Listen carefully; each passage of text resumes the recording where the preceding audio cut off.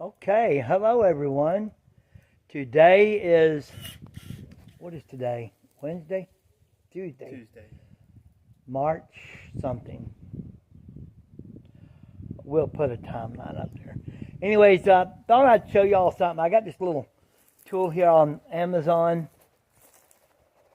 And James is going to demonstrate for us and show us how it cuts. And these crepe myrtles. You see what we do is every year we trim, well, let me change it. Every year we trim all these little hairlines off and everything. And we top it off. And so what we do is we got these little things here. They cost about $37 on Amazon. And this year, instead of using the chainsaw to cut these little nodes off, we're going to use that thing. So James is going to show us how it's done. Cut it real close, James. Yeah. See, what I do is I clean all these off, up. You know, I just shave all that little hair off of them. Now, with the little bitty hairs, I'm going to give you the other pliers I got. These, you know those other ones I brought? Yeah. You can do that to this stuff here. And I'm going to use those big ones. I'm going to use those to cut the big ones off.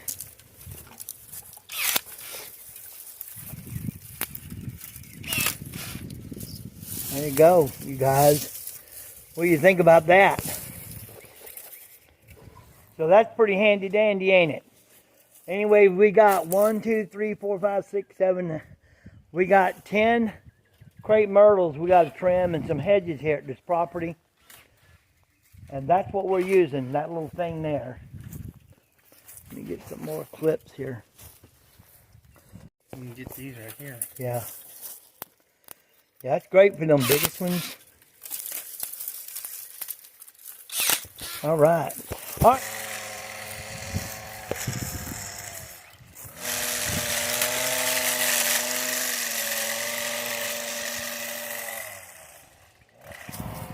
Okay, y'all can see James over there trimming those hedges in the front. We got to trim these, I'm going to say 2 years ago. These bushes behind me, we cut them down to where there was nothing in there but sticks. They were so overgrown, and we wanted to bring them down to where the window. Yeah, a lot of people, a lot of places I go to, people have their hedges so high over their windows that their windows are irrelevant. So what I did 2 or 3 years ago now is I brought these down to where if you're actually standing up in the house, you can actually see out of that window.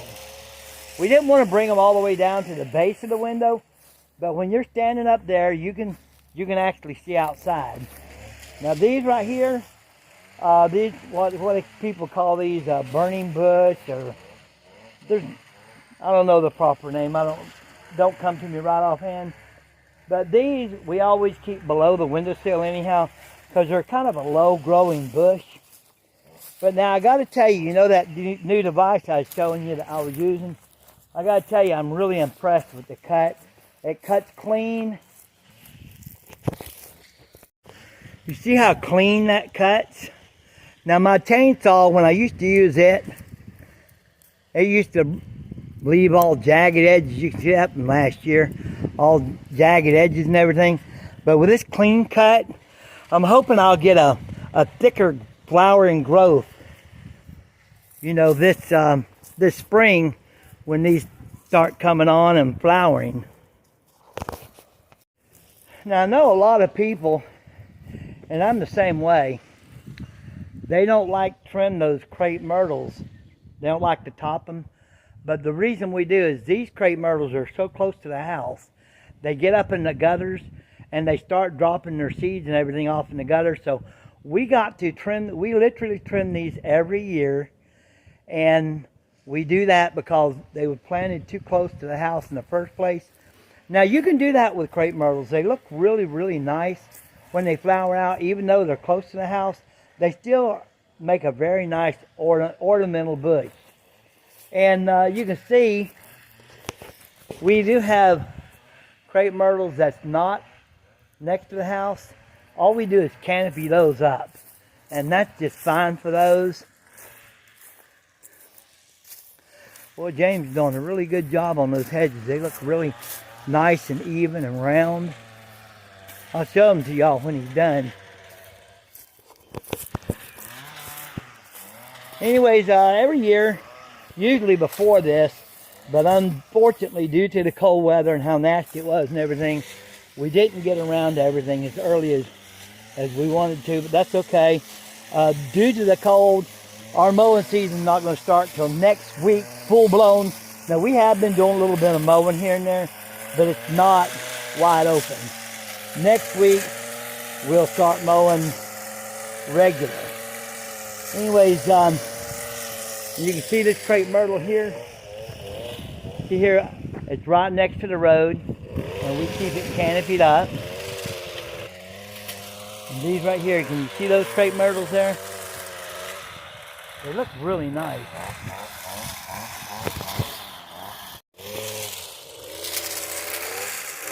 Looks really nice. Those hedges are looking nice. He's really even them out. Now these hedges, when we first started working over here,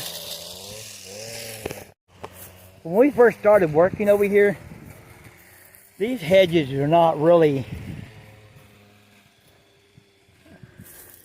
they were never really taken care of.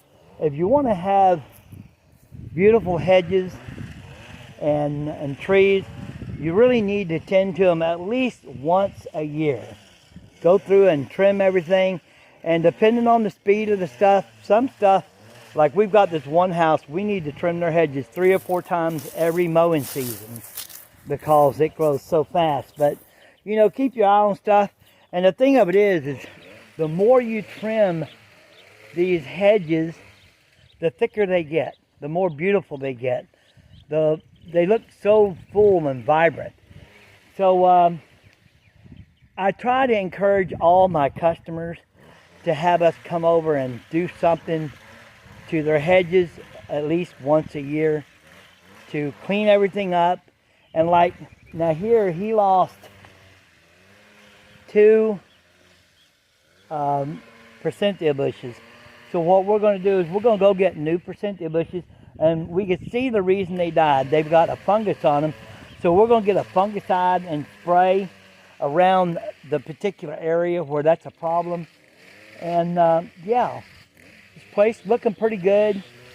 And I just wanted to show all you potential customers out there and anybody that's interested and does this kind of work, how we do things and why we do things. Anyhow, I'm going to jump in here now, and we've got some cleaning up to do. We're going to come back next week, and we're going to pull weeds and mulch at this property. But we're not going to get everything done today.